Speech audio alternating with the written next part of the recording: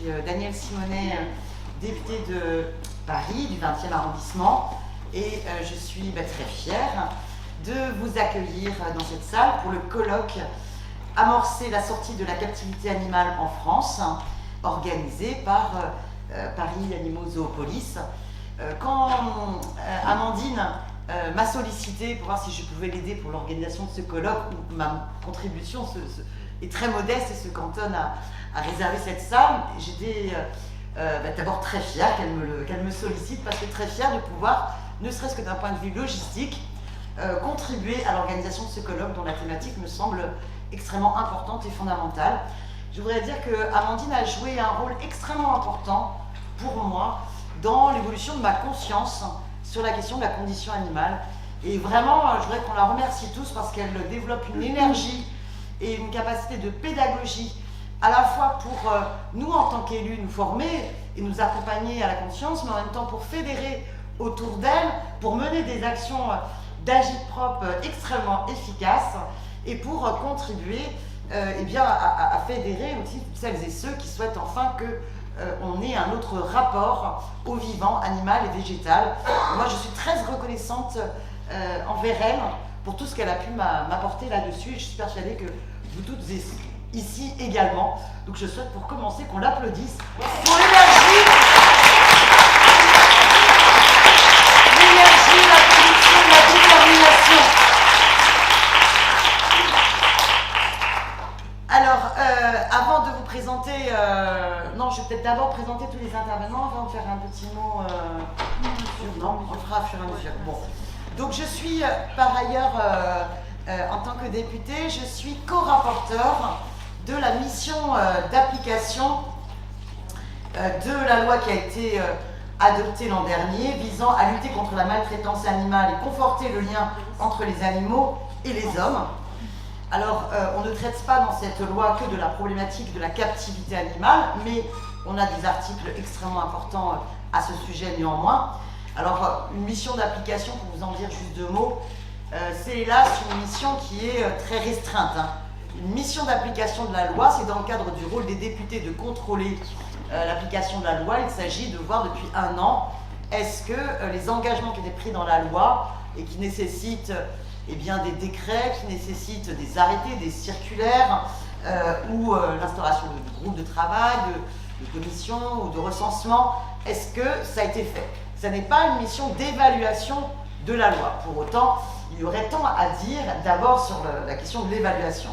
Puisque vous savez, cette loi a notamment porté, pas uniquement, mais notamment porté sur la question, par exemple, de l'interdiction des cirques avec animaux sauvages.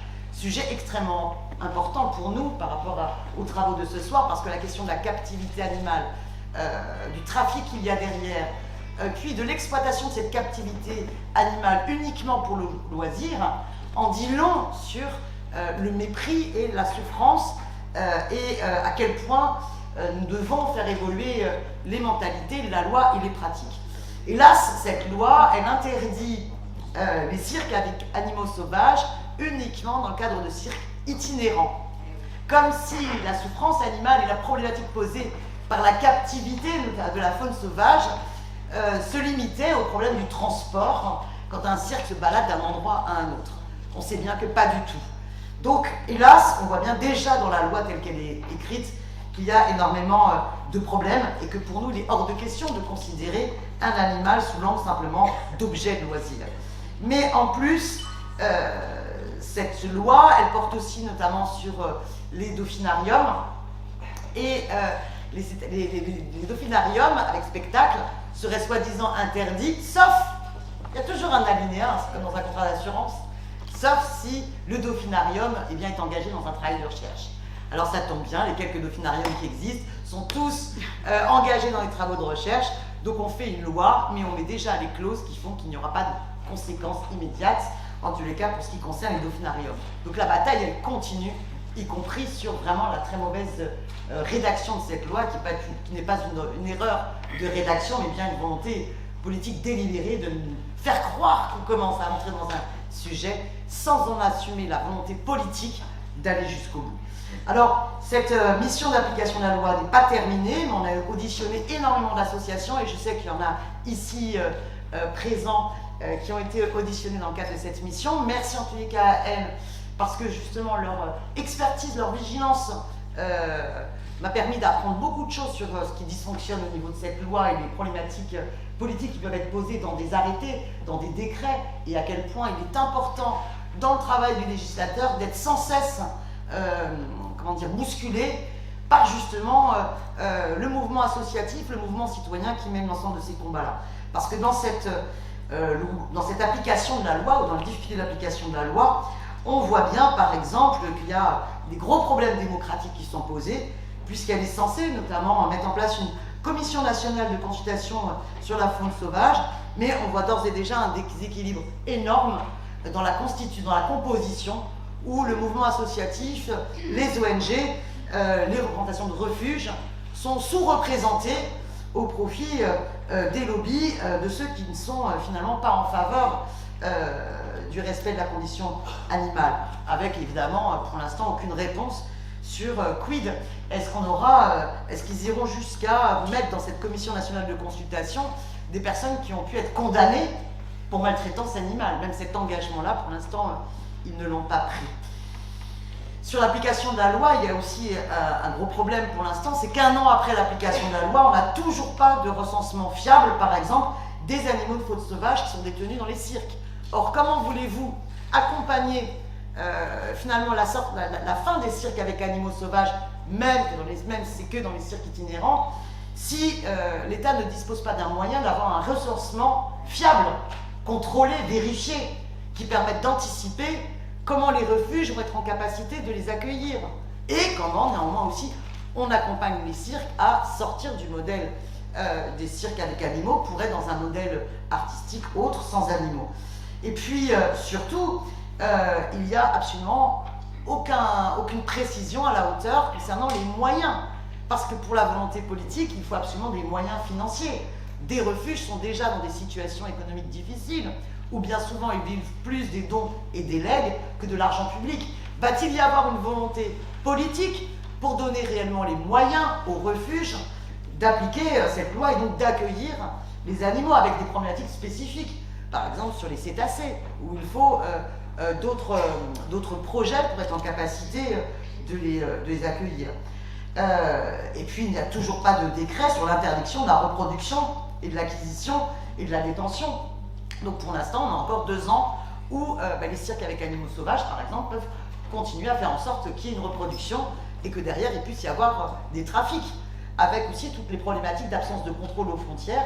Et vous avez pas mal de cirques qui, d'ores et déjà, et des faits très inquiétants d'animaux que certains vont essayer d'envoyer dans d'autres cirques, donc avec aucune réflexion sur cette dimension-là. Je ne rentre pas dans tous les détails, mais pas de texte d'application non plus sur l'interdiction des spectacles de cétacés pour l'instant, avec aussi des grands vides, puisqu'on est censé interdire les spectacles avec animaux dans les discothèques, dans les émissions TV, on est censé ne pas accepter la détention d'ours et de loups sur les spectacles itinérants, et pour autant, on voit bien que dans leur définition, il y a des grands vides. Et si un restaurant décide d'amener des animaux et de faire un spectacle, que va-t-il se passer? On sort du cadre de la loi, donc on voit plein de trous dans la raquette. Et je voudrais dire par ailleurs, pour conclure, le vrai scandale, on le savait déjà, mais on l'a eu révélé cette semaine.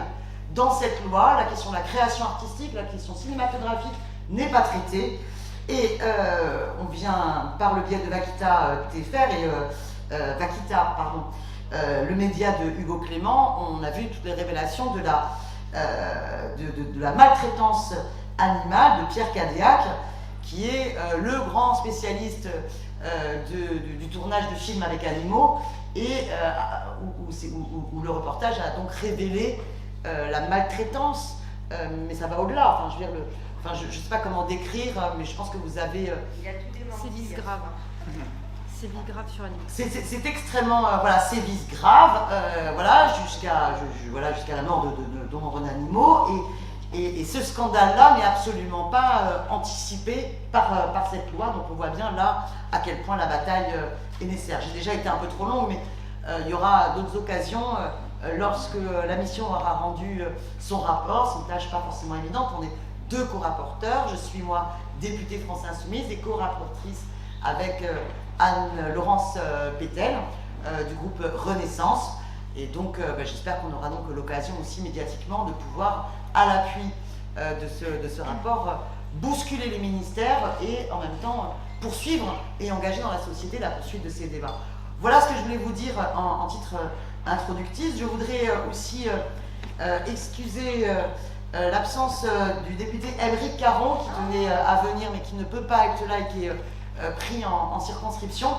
Vous savez que Aymeric a, au nom de tout le groupe France Insoumise, pas que en son nom propre, mais au nom de tout le groupe, mené la bataille pour qu'il y ait une proposition de loi qui puisse interdire, abolir la corrida. C'est pour nous une question principielle parce qu'il faut cesser cette torture animale. Il paraît complètement hallucinant et en dehors du temps, d'un autre âge, de se dire qu'il y a 1 an, on a enfin voté une loi qui permettait de dire que non, des cirques avec des animaux sauvages, c'est pas possible, les animaux ne sont pas des objets de loisirs, et par contre accepter qu'on puisse violenter, agresser et torturer et mettre à mort publiquement et considérer que c'est de l'art, que c'est une tradition, le taureau dans une arène. Cette bataille pour l'interdiction de la corrida pour nous était extrêmement importante. C'est de manière très douloureuse pour nous. On a été donc contraints et que Aymeric a été donc contraint de retirer de la séance ce texte parce que la stratégie d'obstruction de différents groupes politiques en était à un tel point qu'il y avait un total de 24 heures de débat nécessaires avant d'arriver au vote. Et sachez qu'une niche parlementaire, notre constitution de la Ve République est tellement antidémocratique que la niche parlementaire d'un groupe d'opposition, c'est de 9h à minuit. Et à minuit, c'est comme Cendrillon, le carrosse se transforme en citrouille et les textes sont stoppés là où ils en sont. Donc on voyait qu'il n'y avait absolument pas de possibilité de faire adopter ou de soumettre au vote le texte corrida sur notre niche, mais on ne lâche pas l'affaire. On est en train de continuer le travail en direction de tous les groupes politiques pour faire en sorte que ce texte puisse être porté dans une semaine parlementaire comme un texte transpartisan, puisque dans nombre de groupes politiques, il y a pu avoir des gens qui étaient partisans, même si le groupe France Insoumise et Europe Écologie Les Verts, c'est 100% pour l'abolition de la corrida. Dans les autres groupes qui étaient plutôt pas sur cette même position, on sait qu'il y a des points d'appui et donc il faut continuer la bataille. J'ai déjà été un peu longue.